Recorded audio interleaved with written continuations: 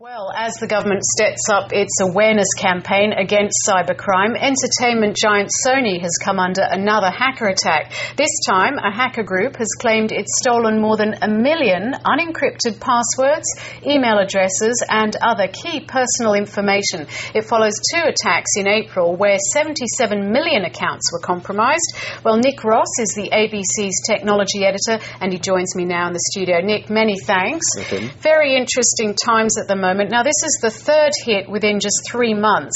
What's different about the information that's been stolen this time? Well, this time it's not Sony coming out saying we've been hacked. It's the group that actually did the hacking coming out and saying we've hacked them and here's what we've stolen. So they're kind of like cyber terrorists, if you like. It's very hard to describe.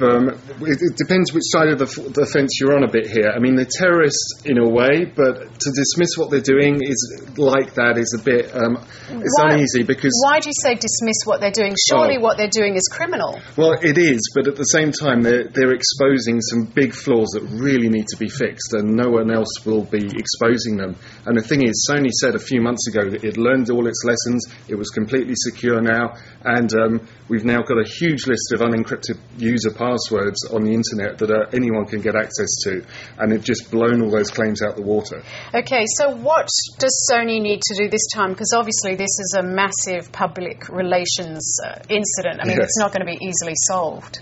Yes, it's a complete disaster for them because their credibility has been blown out the water, and are people going to trust them again with security in any way, shape or form? They run so many products online, whether it's music, movies and games, and they're the biggest entertainment company in the world, and yet here they are. Who's going to trust them again with their personal information?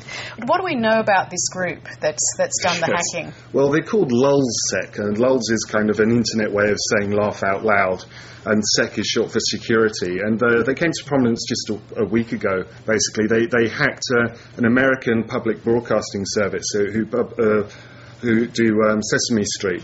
But the reason they attacked that was because of a WikiLeaks documentary which criticised WikiLeaks and Bradley Manning. And this group got together and hacked the public broadcasting service, put on fake news stories on their website and published an awful lot of usernames and logins there as well. So first of all, what should Sony users do about this, or what can they do? It looks like a lot of the user information comes from within the company, but there's also a lot using various small websites, and it's very early days to see exactly where things have come from. But the simple fact is, I'd go actually have a look on the internet for these lists of all the hacked usernames and see if your name's on it, because if it is there, you might find it next to your phone number, your full address, your email address, your password, and with enough information for any identity fraudster to set up a credit card in your name, quite frankly. But what if you actually see that information there? What can you do about it? Not a lot, really. It's the internet, and although these things get taken down on request from various servers, these guys...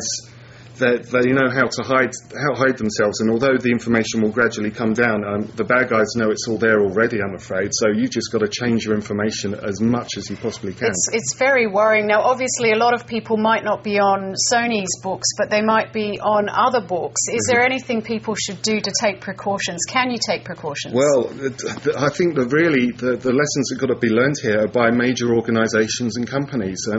If you're going to have user information, you've got to encrypt it, and you've got to make sure your security is top-notch, because people need to be logging in on the internet and signing up to things. That's the future of commerce in the world, and we simply can't keep having these things happen.